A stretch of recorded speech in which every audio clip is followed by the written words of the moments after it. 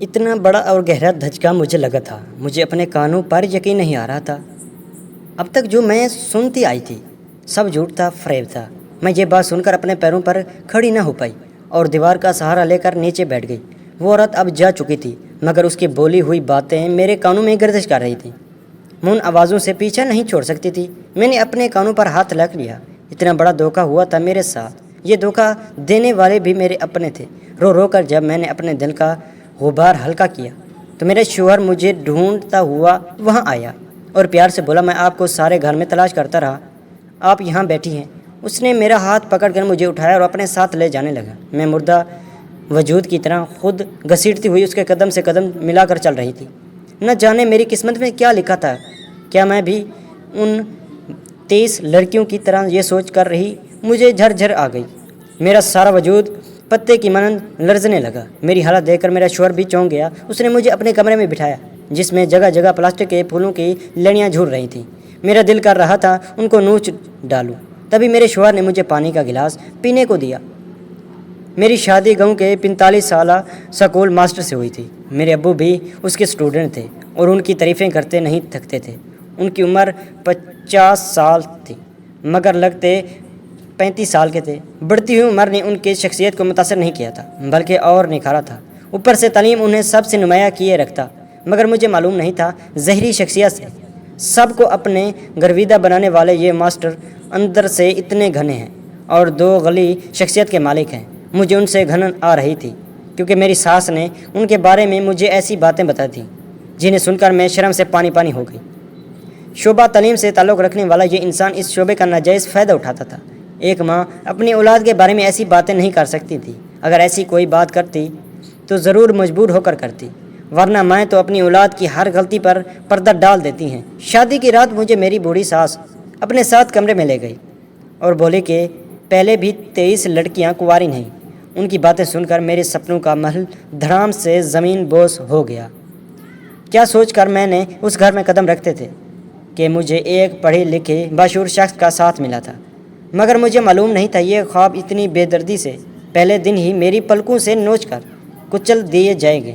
دل کر رہا تھا سب تہس نہس کر دوں، آگ لگا دوں اس گھر کو اور اس دوہری شخصیت رکھنے والے انسان کو، مگر میرے سر پر اصلی بوم تب پھٹا تھا جب مجھے معلوم ہوا میری ساس اور میرا شوہر دونوں میرے اوسان خطا ہو کر رہ گئے تھے۔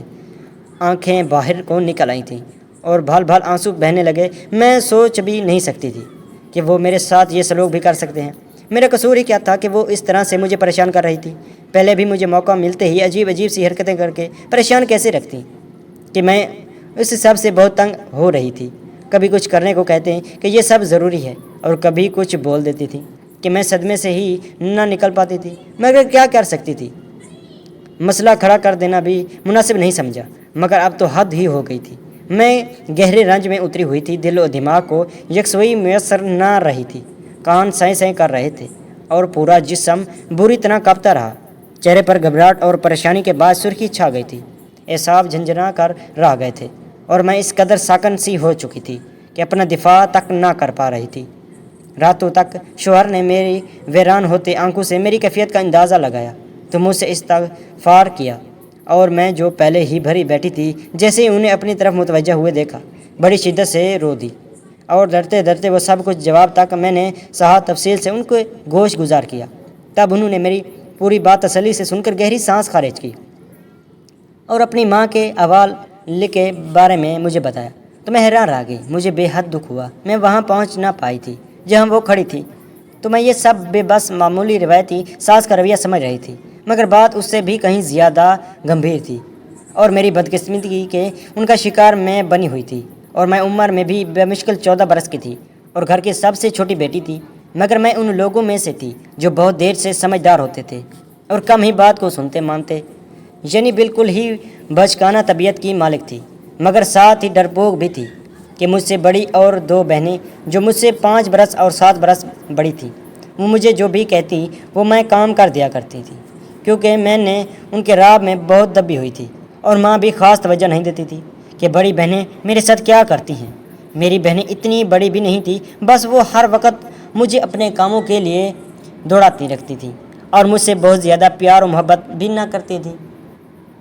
اسی وجہ سے میں ہر چھوٹی چھوٹی بات سے بھی گھبرا جاتی تھی اور گھر والوں سے یا اپنے شوہر سے اس قسم کی کوئی بات نہ کر پاتی تھی کہ میری ماں تو پھر بھی کچھ رعایت کر دیتی شاید، مگر میرے والد صاحب غصے کے خاصے تیز تھے اور بیٹیوں کے معاملے میں تو بالکل بھی صبر اور حوصلے سے کام نہ لیتے تھے اور جذباتی ہو کر لڑ جاتے تھے۔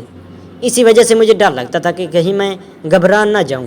میں اپنے والدین کی سب سے چھوٹی اور آخری اولاد تھی اور اسی وجہ سے ماں باپ سے زیادہ بہنوں کے نخرے میں رہتی تھی۔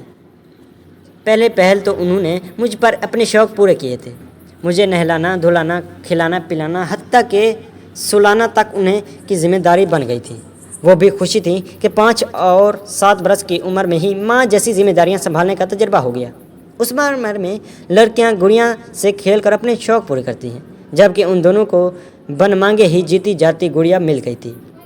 پھر جب میں 4 برس کی ہوئی تو انہوں نے مجھ پہ سے حق جتا کر ہر بات منوانا شروع کر دی، یہ کہہ کر اپنی خدمات میں لگائے رکھی تھی، ہم نے اپنی ماں بن کر تمہیں پالا ہے اور اب ہمارا پورا حق ہے تم پر کہ تم ہماری خدمت کرو، اور اکثر اچھا برا سمجھانے کے چکر میں مار پیٹ بھی کرتی تھی اور ماں کہتی کہ جو وہ کہتی ہے میں مان لیا کروں، ورنہ مار کھا کر گلا نہ کروں تو بہتر ہوگا۔ گال اور پھر میری بڑی دونوں بہنوں کی شادیاں ہو گئی تھیں اور وہ اپنے گھروں کی ہو گئی، لیکن ان کے معاشی حالات اچھے نہیں تھے اور وہ ہر وقت روتی ہوئی پائی جاتی تھیں۔ ان کے شوہر بھی پڑھے لکھے نہیں تھے، یہاں پر تو پھر بھی کچھ بہتر حالات تھے کیونکہ ہمارے گھر میں صرف ماں باپ اور ہم 3 بہنیں ہی تھیں، سو گھر کے حالات بہت اچھے تھے۔ 2 وقت کی روٹی کی کمی کبھی نہ ہوئی تھی، مگر بہنوں کے سسرال میں 1-2 نندیں اور 1 دیور کنوارے تھے اور دوسرے کے سسرال میں بیمار سسر اور 2 پڑھنے والے دیور اور ساس بھی تھی، جو ان کے گھر کے اخراجات بھی کافی زیادہ ہوتے تھے، اور ایسے میں میری بہنیں اکثر چیزوں کے لیے ترس کر جی رہی تھیں، اوپر سے 2 بچوں کی مائیں بھی بن چکی تھیں۔ اپنا اور بچوں کا جوتی کپڑا، بچوں کے کھلونے وغیرہ کچھ بھی نہ لے پاتی تھی۔ اور پھر جب میں 13 برس کی ہوئی تو والد صاحب نے میرا رشتہ کروانے کے لیے جاننے والوں کے ذمہ لگا دیا کہ لڑکی اچھی کمائی کرتی ہو اور گھر کے افراد بھی ذمہ دار زیادہ نہ ہوں۔ 2-3 جگہوں سے رشتے آئے، مگر میرے گھر والوں کو ان سے ایک بھی رشتہ پسند نہ آیا۔ کسی کے گھر کے افراد زیادہ تھے، یعنی 4 کنوارے بہنیں اور بوڑھی والدین بھی تھیں، ایک لڑکے کی کمائی زیادہ نہ تھی۔ اسی طرح کے مسائل کے باعث تینوں رشتوں کا انکار کر دیا۔ پھر والد کو کسی نے مشورہ دیا کہ ایک رشتہ ہے مگر عمر زیادہ ہے، اور یہ میرے والد کی نظر میں کوئی بڑی بات نہیں تھی، سو انہوں نے بات آگے بڑھانے کی حامی بھر لی۔ اور پھر جس روز ان لوگوں نے ملنے کے لیے گھر آنا تھا، اس دن والد بے چینی سے انتظار کر رہے تھے، اور ان سے ملنے کے بعد والد صاحب اس قدر خوش در مطمئن ہوئے تھے کہ پھر جھٹ پٹ سارے معاملات نمٹا دیے گئے، کیونکہ وہ میرے والد صاحب کے بھی استاد محترم تھے، اور والد صاحب کا کہنا تھا کہ میری بیٹی کا نصیب بہت اچھا ہے کہ اس کے لیے اتنا اچھا انسان ہمیں مل گیا۔ میرے استاد محترم بھلے بڑی عمر کے ہیں مگر بہت نیک اور اچھے انسان ہیں، اور گھر میں صرف ایک ماں کے علاوہ اور کوئی فرد نہیں ہے، اور ایک فرد کی خدمت کرنا مشکل نہ ہوگا۔ وہ لوگ اپنی جانب سے میرا بھلا سوچ رہے تھے، مگر کیا جانتے تھے کہ میری زندگی پہلی 2 بیٹیوں سے بھی زیادہ مشکل اور پیچیدہ ہو جائے گی۔ بڑی 2 کو معاشی لحاظ سے مسئلہ تھا، اس کے علاوہ کوئی مسئلہ نہیں تھا۔ سسرال والے بہت خیال رکھنے والے اور اچھے لوگ تھے، مگر جب میری شادی ہوئی تو ساس نے پہلے ہی رات مجھ سے عجیب سے باتیں کی اور پھر اس پر بس نہ کی، بلکہ روز نیا مسئلہ کھڑا ہو جاتا اور میں اداس سے آہ بھر کر رہ جاتی، کیونکہ میں خود نہیں سمجھ پا رہی تھی کہ میری ساس آخر کیا چاہتی ہے۔ کافی بوڑھی سی ایک ساس ہی مجھ پر پوری پڑ گئی تھی۔ شروع میں تو انہوں نے میرے شوہر کے بارے میں مجھے ایسی باتیں بتائیں کہ میں دل برداشت نہ ہو گئی، میرے حساب جواب دیتے جا رہے تھے۔ میری ساس اکثر بہت ہی عجیب سی حرکتیں کر رہی تھی، کبھی اپنی انگلیوں کے ناخن کتر رہی ہوتی تو کبھی صحن میں اکیلے 4 پائی پر بیٹھی ہوئی زمین پر پیروں تیزی سے حرکتیں دے رہی ہوتی۔ 2 سے 3 بار تو مجھے بھی چوٹ پہنچائی۔ ایک بار گرم چائے کا کپ میرے ہاتھ سے لیتے ہوئے کپ کو جان بوجھ کر میری طرف تھرچا کر کے میرا ہاتھ جلا دیا، اور میں نے دکھ سے ان کی طرف دیکھا تو ان کی آنکھوں میں مجھے خوشی کی چمک دکھی اور زبان سے جھوٹی فکر مندی ظاہر کر رہی تھی۔ میں سامنے سے ہٹی تو ان کے چہرے کے تاثرات سنجیدہ ہو گئے۔ ایک بار استری کی تار کو قطر کر مجھے کپڑے پکڑا دیے کہ استری کر کے دو، میں نے کپڑے استری کرنے کے لیے جیسے ہی تار لگائی، کرنٹ کا ایک زوردار جھٹکا لگا اور میں تڑپ کر رہ گئی تھی۔ مگر ساس کو دیکھ مجھے ایک بار سے حیرانی ہوئی تھی، کیونکہ وہ ایسے بیٹھی ہوئی تھی جیسے کچھ ہوا ہی نہ ہو۔ اس طرح کے چند اور واقعات، مگر اب میں پہلے ہی سنبھل جاتی۔ اس طرح میں زیادہ تر ان کی شاطرانہ چالوں سے محفوظ رہنے لگی، مگر کبھی کبھار بے دھیانی میں سنبھل نہ پاتی۔ کبھی کچھ باتیں بہت عجیب کرتی تھی کہ تم کسی لڑکے سے شادی کر سکتی تھی تو میرے بیٹے سے شادی کیوں کی؟ کبھی کہتی کہ ضرور تم نے ہی میرے بیٹے کو وغیرہ لایا ہوگا، ورنہ میرا بیٹا تو بہت شریف اور سادہ مزاج انسان ہے۔ کبھی کہتی تمہاری ماں باپ تم سے تھک چکے تھے، اس لیے اتنی بڑی عمر سے تمہیں بیاہ دیا، اور میں چپ چاپ آنسو بہانے کے سوا کچھ نہ کر پاتی۔ سو میں خاموشی سے اپنے گھر میں پڑی ہوئی تھی اور ہر طرف کے حالات کو قبول کر چکی تھی۔ مگر اب میری ساس نے مجھے اندھیرے کمرے میں لے جا کر میرے ساتھ جو کیا وہ میری برداشت سے باہر ہو چکا تھا۔ میں سارا وقت کمرے میں بیٹھی ہوئی روتی رہتی، اور شام کے بعد جب شوہر گھر آئے تو میں پھر بھی کمرے سے باہر نہ نکلتی۔ میری شوہر نے جب یہ دیکھا تو کمرے میں چلے آئی۔ میں نے کہا کہ میرے سر میں درد ہو رہا ہے، اس لیے میں سو رہی ہوں۔ کھانا کھانے کے بعد وہ کمرے میں داخل ہوئے تو ان کے ہاتھوں میں کھانے کی ٹرے تھی۔ میں نے کہا کہ مجھے بھوک نہیں ہے، میں کھانا نہیں کھاؤں گی، مگر میرے شوہر نے زبردستی مجھے کھانا کھلایا تو میں نے چند نوالے زہر مارے کیسے اور ہاتھ پیچھے کر لیا، اور مزید ایک نوالہ بھی لینے سے انکار کر دیا۔ پھر انہوں نے مجھ پر زیادہ زبردستی نہ کی اور برتن کچن میں جا کر رکھ دیے۔ رات کو بار بار اصرار کیا کہ مجھے بتاؤ کیا مسئلہ ہے، میں ان سے کھل کر کہہ سکتی ہوں، تو میں بھی مزید خود پر قابو نہ رکھ پائی۔ پہلے ہی کافی غبار بھرے بیٹھی تھی، سو پھوٹ پھوٹ کر رونے لگی اور ان کو ان کی ماں کے بارے میں سب کچھ بتا دیا۔ پہلے دن سے اب تک انہوں نے میرے ساتھ جو زیادتی کی اور کچھ کہہ کر میرا دل دکھایا تھا، یہ سب سن کر میرے شوہر بہت شرمندہ ہوئے اور سر جھکا کر بولے، مجھے معاف کر دو، مجھے خود ان باتوں کا خیال رکھنا چاہیے تھا۔ میں کمانے میں مصروف رہا اور میری ماں نے تم پر اتنی مشکلات ڈالی رکھی اور تم نے مجھے بتایا ہی نہیں۔ دراصل میری ماں نے اپنے وقت میں اتنا کچھ سہا ہے کہ اب میں ان سے کچھ کہہ ہی نہیں سکتا، اور اسی وجہ سے ہی میں شادی کے حق میں بھی نہ تھا۔ مگر اب ماں نے میری شادی کی ضد باندھ کر زبردستی میری شادی کی، اور میں سمجھا کہ سب ٹھیک ہی ہوگا۔ اب اتنا عرصہ گزر چکا تھا کہ میں خوش فہم ہوا کہ وہ ماضی سے باہر آ چکی تھی، کیونکہ پہلے انہوں نے کبھی میری شادی کی خواہش ظاہر نہ کی تھی۔ اب وہ مسلسل ضد کر رہی تھی کہ مگر انہوں نے خود ہی تمہیں یوں اس قدر تکلیف میں مبتلا رکھا اور تم سے اس قدر بے رحم سلوک کیا، اس کی بھی وجہ ہے۔ پھر انہوں نے مجھے اپنی ماں کے ماضی کے بارے میں بتایا کہ وہ اپنے گھر کی لاڈلی بیٹی تھی اور کبھی کبھار اپنی بات منوانے کی خاطر جھوٹ کا سہارا بھی لیا کرتی تھی۔ وہ کیا جانتی تھی کہ لاڈ پیار کی خاطر بولے جانے والے جھوٹ ان کی زندگی کا سب سے بڑا روگ بن کر ان کے سامنے آنے والے ہیں۔ ان کی شادی بھرے پرے سسرال میں ہوئی تھی، مگر سکون ان کی صرف چند دن کے لیے ہی نصیب ہوا۔ پھر تو بس روز ہی ان کے ساتھ کبھی میری دادی، کبھی کوئی نہ کوئی پھپھو یا چچا زیادتی کرتے، ان کو کھانے میں کچی مرچیں ڈال کر زبردستی کھلاتے اور پھر پانی بھی نہ پیناتے۔ کبھی ایسا ہوتا کہ ماں لان میں چیئر پر بیٹھنے لگتی تو چیئر کھینچ کر انہیں نیچے گرا دیا جاتا اور پھر خوب انجوائے کیا جاتا۔ یہ سب وہ مذاق کے نام پر ماں کو زج کر کے خود خوش ہونے کے لیے کرتے تھے۔ ماں نے بابا سے بھی ذکر کیا اور اپنے گھر والوں سے بھی، مگر ماں کی بات کا یقین کسی نے نہ کیا۔ بابا نے نہ ہی نانو لوگوں کو یہ دیکھ کر دادی لوگوں اور شیر ہو گئے تھے۔ اب تو باقاعدہ میری ماں کا جینا حرام کر دیا۔ ان کے کھانے پینے پر ہر وقت نظر رکھے جانے لگی۔ کتنا زیادہ کھاتی ہو، بے تکا کھاتی ہو، ہر وقت کیوں کھاتی ہو؟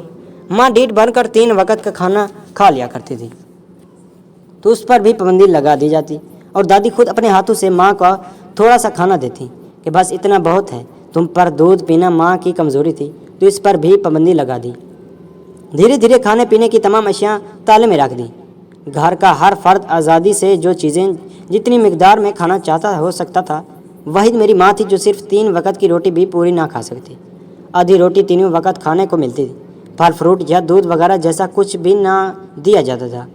پھر گھر کے سارے کام بھی رفتہ رفتہ ماں کے حوالے کر دیے گئے۔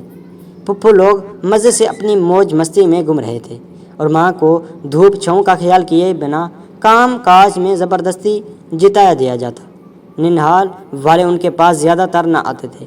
ان کا ماننا تھا کہ میری ماں اپنے گھر میں بس نہیں پائیں گی، अगर हर वक्त मैके आएंगी तो ये मैका वाले इनके पास आएंगे। तो ऐसे में वक्त बढ़ाते कई कई माह तक चला गया और उस दौरान माँ के साथ क्या कुछ हो जाता मगर वहाँ किसी को इल्म ना होता पाता। मगर अब जब माँ से मेरे सारे घर के काम काज लिए जाने लगे और खाना भी इतना कम मिलता तो माँ की सेहत गिरती चली गई। और फिर जब पूरे 7 माह के बाद नानी को माँ की याद आने लगी तो वो अचानक बिना बताए माँ से मिलने घर चली गई। तो माँ की हालत देखकर उनका कलेजा फटने को हो गया और उन्होंने जब बाबा से पूछा तो वो कहने लगे कि शायद किसी और वजह से कमज़ोर हो रही है, वरना घर में किसी चीज़ की कमी नहीं वगैरह वगैरह भी सही कह कर रहे थे कि अगर मैं सब कुछ मौजूद था। मगर ये बात वो ना जानते थे कि वो सब मेरी माँ पर तो हराम कर दिया गया था। तो उनकी सेहत करती तो क्या होता। फिर भी नानी मुतमईन नहीं हो सकी तो बाबा उनका चेकअप करवाया ताकि तसल्ली हो सके। तब माँ 2 माह की हमला निकली तो यूं बात दब कर रह गई कि शायद इसी वजह से माँ को इतनी कमज़ोरी हो रही। मगर मज़ीद 2 माह बाद वही सब जारी रहने के बाद मेरी माँ की हालत इस कदर ख़राब हो गई थी कि अचानक ही एक रात तबीयत बिगड़ गई। जब अस्पताल ले गया तो डॉक्टर ने यह बुरी खबर सुनाई कि मुश्किल से ही सिर्फ माँ को बचाया जा सकता है, बल्कि भी इज़्ज़त भी कर दिया कि उस कदर खुराक की कमी के बाद ये हुआ है। और जहालत है कि जब औरत माँ के ओहदे पर फाइज हो रही होती है तब भी उसको खुराक अच्छे से नहीं दी जाती। ये सब कुछ डॉक्टर ने बाबा को कहा। उस वक़्त नाना लोग भी वहाँ मौजूद थे। तब हालात की नज़ाकत का सबको अंदाज़ा हो चुका था कि मेरी माँ झूठ नहीं बोल रही थी। मगर इस बात पर बाबा ने यकीन नहीं किया कि माँ को खाने पीने से महरूम रखा गया और उनके घर वालों सब बराबर के शरीक हैं। जब माँ वापस घर आ गई तो वो खुद हुई कुछ न खाई, इनको अपना नुकसान ही न भूल पा रहा था और वो सब खाने पीने की अशिया उनके हलक से नीचे ही ना उतर पा रही थी। और उस सब का फ़ायदा दादी लोगों को हुआ कि वो सच्चे हो गए और माँ झूठी बन गई। और इसी वजह से माँ को मज़ीद 3 बार इस अजियत से गुज़रना पड़ा था। और तब बाबा को एक रोज़ अपनी माँ बहनों की असलियत का इल्म इस तरह हुआ कि दादी को एक फूफो कह रही थी कि माँ भाई की खुशी भी हमारी वजह से अधूरी रह जाती है, कम से कम भाभी का खाना पीना तो खुला कर दो, इस तरह कम से कम वो कमज़ोर तो ना हो रहे और हमारे भाई का घर रौनक भी लग जाएगी। ये सब सुनकर मेरे बाबा को गहरा सदमा हुआ और उन्होंने घर वालों से अलहदगी इख्तियार कर ली और माँ को लेकर दूसरी शहर जाकर बसा कर गए। मगर इस सब से 7 बरस गुजर चुके थे और माँ के अंदर तमाम ख्वाहिशात दम तोड़ चुकी थी और खौफ उनके अंदर गिर चुका था। सो वो नॉर्मल ज़िंदगी की तरफ कभी ना लौट पाई थी। माँ की शादी के 10वें साल मेरी पैदाइश हुई थी और अगले ही साल एक बार फिर माँ का अबार्शन हो गया। बस वो बात उनके दिमाग पर इस कदर गहरी नकोश छोड़ चुकी थी कि माँ रोती रहती। फिर अगले 2-3 साल में ही माँ बीवी हो गई तो एक बार फिर मुश्किल हालात का सामना करना पड़ गया। घर से निकलकर कमाना और फिर मेरी अपनी ज़रूरतें पूरी करना इंतहाई मुश्किल था। मगर नाना और नानी वगैरह से वो कोई मदद लेना गवारा ना किया। मगर बाबा की अच्छी खासी जमा पूंजी थी जो मामू ने निकलवा कर माँ को छोटा सा भूख तेक का कारोबार करके दिया और कुछ रकम मेरी तालीम की खातिर बैंक में जमा कर दी। मगर उस बुटीक पर दिन रात मेहनत और लगन से काम करते हुए वो कुछ बेहतर हो जाए तो अचानक मेरे जवान होते ही दादी ने मुझसे मिलना जुलना शुरू कर दिया। मैं माँ के साथ हुए सलूक के बारे में नहीं जानती थी। सो माँ से इसरार करने लगा कि अपने खूनी रिश्तों से दूर नहीं रख सकते, इसलिए उनके साथ मिलकर रहें और शादी भी उन्हीं के घर में करूँगा। माँ तो एकदम से गंग कर रह गई कि अब तो बाबा का सहारा भी नहीं रहा। इस तरह से वो गहरे सदमे में चले गए और अक्सर घिस खाकर गिर पड़ते। फिर मुझे उनकी बिगड़ती हालत के बाद ननिहाल वालों ने माजी की तमाम हकीकत से आगाह किया तो मैंने माँ से माफ़ी मांगी और उनके साथ रहने का वादा भी किया। मगर माँ के दिल में एक बार फिर खौफ भर चुका था। यही वजह है कि माँ नफसियाती मर्जियाँ बन कर रह गई और अब इतने अरसे के बाद भी उन दिनों से निकल ना पाई और अपनी महरूमियत का बदला तुमसे लेना शुरू कर दिया। और फिर चुप करके खाना पीना भी उसी वजह से है कि माँ के बाद मैं दोबारा से बाबा ने सब कुछ फराहम कर दिया था और ख़ुद साइड पर हो जाते थे कि शायद खुद ही देख देख कर सब कुछ खाने पीने लगेगी। और ऐसा ही हुआ। अम्मा ने चंद दिन के बाद माँ ने फल दूध जूस वगैरह लेने शुरू कर दिए और तब से माँ की यही आदत बन चुकी है। ये बातें भी माँ ने तुमसे इसलिए की ताकि तुम खुद ही परेशान होकर ये घर छोड़कर चली जाओ। उन्हें अब भी लगता है उनका बेटा उनसे दूर हो जाएगा, मगर मैं तुमको यकीन दिलाता हूँ माँ थोड़ी सी तवज्जो और प्यार से जल्द ही तुमसे मायूस हो जाएंगी। मगर ये सब कुछ इस कदर बढ़ चुका है ये मैं नहीं जानता था, मगर अब मैं खुद ही इनको संभाल लूँगा और तुम्हारी भी हिफाजत करूँगा। تب سے انہوں نے اپنی ماں کو باقاعدگی سے دماغی امراض کے ڈاکٹر کے پاس لے جانا شروع کر دیا۔ میں بھی ان کا بہت خیال رکھتی تھی۔ وہ مجھے کچھ بولتی نہیں تھی، بس خالی خالی آنکھوں سے مجھے دیکھتی جاتی تھی۔ شاید وہ مجھ پر رکھ رہی تھیں۔ ایسا لگنے لگا تھا کہ اب وہ ٹھیک ہو گئی ہیں۔ مجھے بھی ان کا بہت دکھ ہوتا تھا۔ میں ان کے دکھوں کی مداوع نہیں کر سکتی تھی، مگر ان کا خیال رکھا کرتا نہیں تھا۔ یقین دلانا چاہتا تھا کہ میں ان کا برا نہیں چاہتی تھی، مگر وہ 2 ماہ بعد ہی وہ چل بسیں، اور میں اب بھی وہ دن نہیں بول پائی کہ انہوں نے میرے کردار کشی کی اور جو مجھے گرم سلاخ سے کمر پر داغ بھی لگائے۔ اس وقت کی اذیت آج بھی میرے دل تک میں درد بیدار کر کے رکھ دیتی ہے، مگر پھر خیال آتا ہے کہ وہ بہت ازمیتوں سے گزرتی۔ نہ جانے کیوں سسرال میں بہو کے ساتھ اتنا برا کیا جاتا ہے کہ ہر بہو ساس بن کر وہی عمل دہراتی ہے۔ لاشعور طور پر وہ سسرال میں ہوئے ظلم کا بدلہ اپنے بوسے لے پتے تسکین کرتے ہیں۔ یہی صدیوں سے چلتا آ رہا ہے اور چلتا رہے گا۔ اس نظام کو کوئی تبدیل نہیں کر سکتا۔